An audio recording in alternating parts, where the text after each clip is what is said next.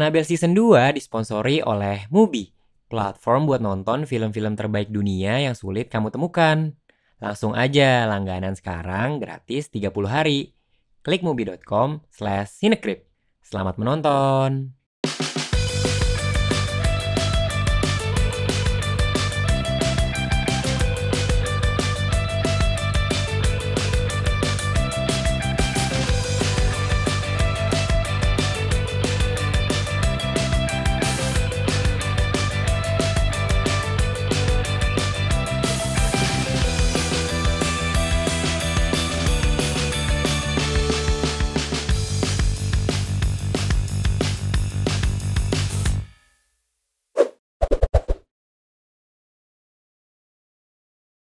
Assalamualaikum warahmatullahi wabarakatuh.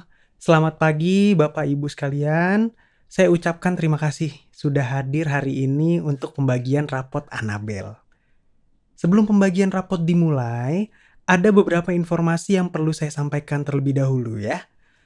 Jadi tolong disimak baik-baik karena ini penting sekali demi sekolah kita, perfilman Indonesia.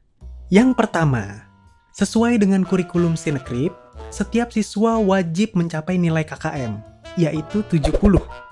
Untuk Bapak Ibu yang lupa atau bahkan belum tahu, ya ampun, kemana aja? KKM itu singkatan dari kriteria ketuntasan minimal. Jadi, kalau nilainya kurang dari 70, siap-siap ya, filmnya akan dikritik habis-habisan. Mohon bersabar, ini ujian. Kedua, selamat kepada Angga Yunanda yang terlibat secara mengejutkan dengan DCEU, Dylan Cinematic Extended Universe. Angga di 2 garis biru sebagai Bima menghamili Disa, adiknya Dylan. Angga di bawah umur sebagai Aryo memacari Wati, saudaranya Dylan. Impressive. Dan yang terakhir, selain Angga Yunanda yang jadi pemeran utamanya, 2 garis biru dan di bawah umur juga sama-sama membicarakan tema kehamilan remaja. Kita semua tahu, tema ini sangat sensitif dan tabu di negara kita tercinta. Tapi sangat penting untuk dibicarakan, karena anak muda adalah penerus bangsa. Nah udah, langsung aja. Kepada 2 garis biru dan di bawah umur, silakan maju ke depan untuk mengambil rapot Annabelle. Pertama-tama, yang kita bahas adalah nilai mise-en-scène.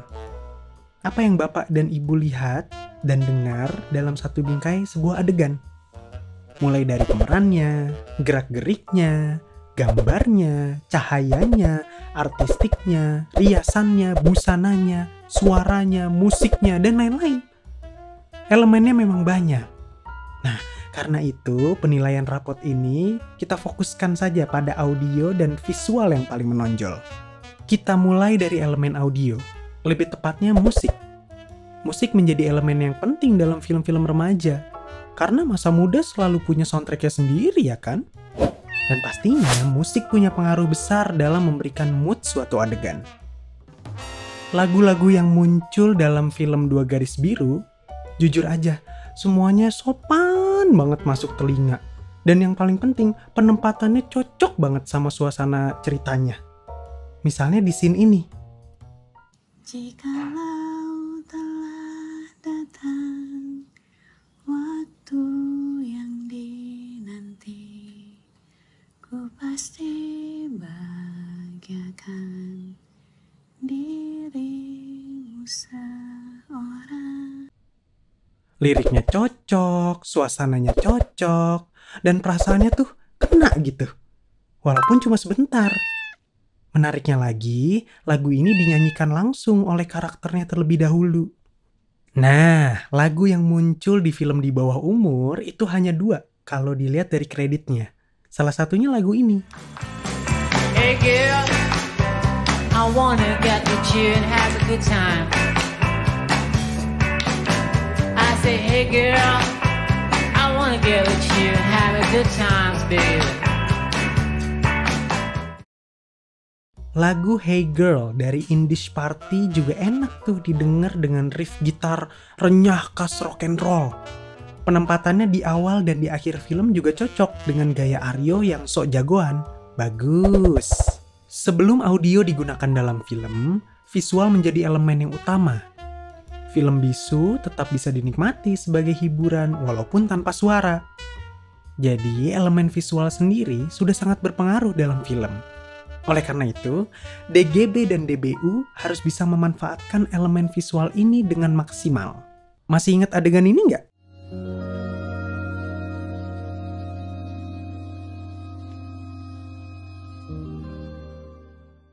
Sama adegan yang ini. Buah stroberi muncul di dua adegan yang sama-sama berhubungan dengan janin dalam kandungan. Adegan pertama mengukur usia kandungan, dan adegan kedua sebelum ke tempat aborsi. Jadi, stroberi digunakan sebagai elemen visual yang memperkaya makna kandungan sebagai buah cinta antara Bima dan Dara. Masih sekolah ya? Emangnya kenapa? Yang penting gak kalah gede kan sama orang-orang kantor. Gini ya, Kalau adegan ini sudah jelas sekali mengarah ke hasrat seksual. Adegan kayak gini gak cuma sekali, tapi beberapa kali muncul. Mulai dari di kamar mandi, di mobil, bahkan di ruang kerja. Jadi adegan-adegan ini hanyalah adegan yang bicara soal seksualitas tanpa ada makna lain. Emang penting nunjukin kenakalan remaja. Tapi kalau cuma sampai situ, aduh, sayang sekali ya. Kita masuk ke nilai kedua, yaitu karakter utama. Sebagai penggerak cerita, karakter utama wajib hukumnya membuat penonton berempati. Karena kalau karakter utamanya gagal, hasilnya kita sebagai penonton jadi males ngikutin ceritanya, ya nggak sih? Jadinya kalau nonton di bioskop bisa walk out dari studio. Atau kalau nonton streaming, cus ganti film. Bima menyukai Dara. Dara pun menyukai Bima. Pas Bima tahu Dara hamil, Bima sangat terpukul sama kenyataan hidupnya. Meskipun awalnya menghindar, pada akhirnya Bima memilih untuk bertanggung jawab atas apa yang telah diperbuatnya dengan segala konsekuensinya. Contoh tanggung jawab Bima misalnya begini.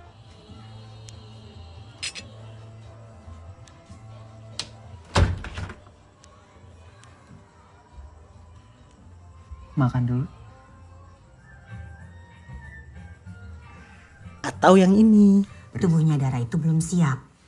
Dan artinya butuh dukungan moral yang lebih besar lagi. Nah, di sini Aryo menyukai Lana. Tapi Lana belum menyukai Aryo. Dengan berbagai cara, Aryo mendekati Lana.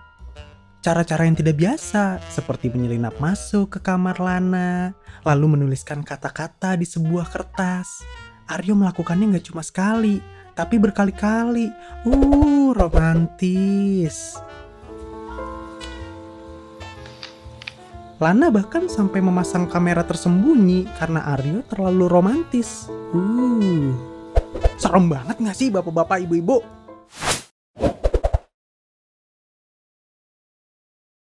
Nilai ketiga, nilai yang paling penting dari rapot ini. Jeng jeng jeng, yaitu akhir film. Akhir film jadi hal yang paling ditunggu karena emang momen klimaksnya dan jawaban atas semua pertanyaan di dalam cerita. Akhir film ini sangat menentukan apakah filmnya akan dibilang bagus atau jelek. Oh iya, satu lagi, ini mah sekedar mengingatkan. Akhir film itu penting karena berhubungan dengan sikap pembuatnya terhadap persoalan di dalam filmnya.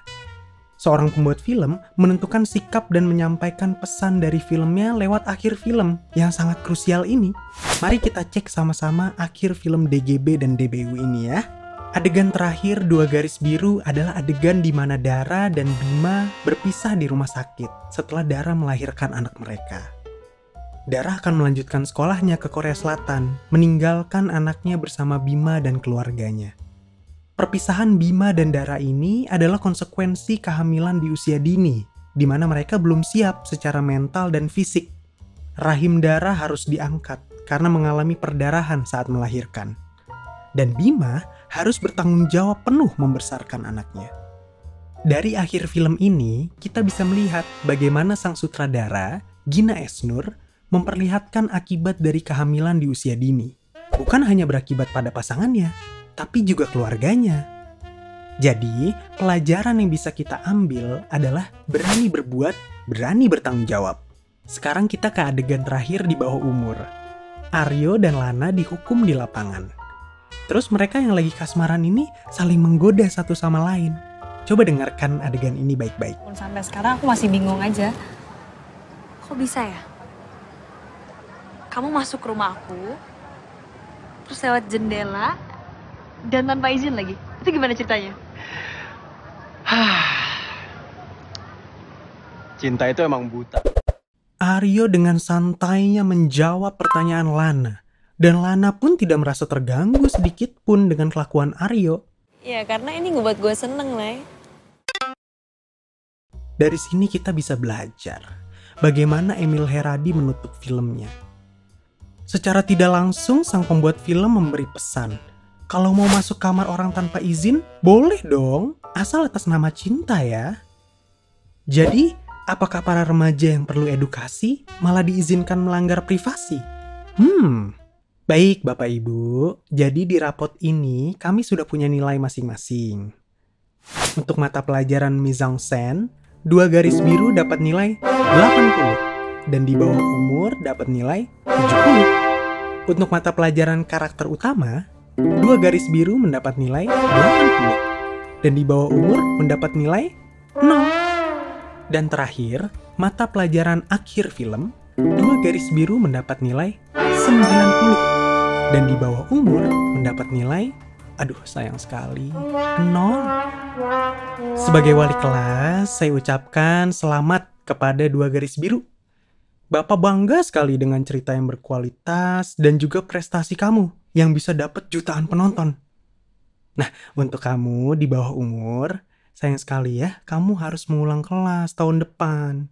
Semoga bisa lebih ditingkatkan lagi ya kualitasnya.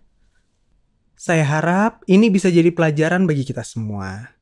Wassalamualaikum warahmatullahi wabarakatuh.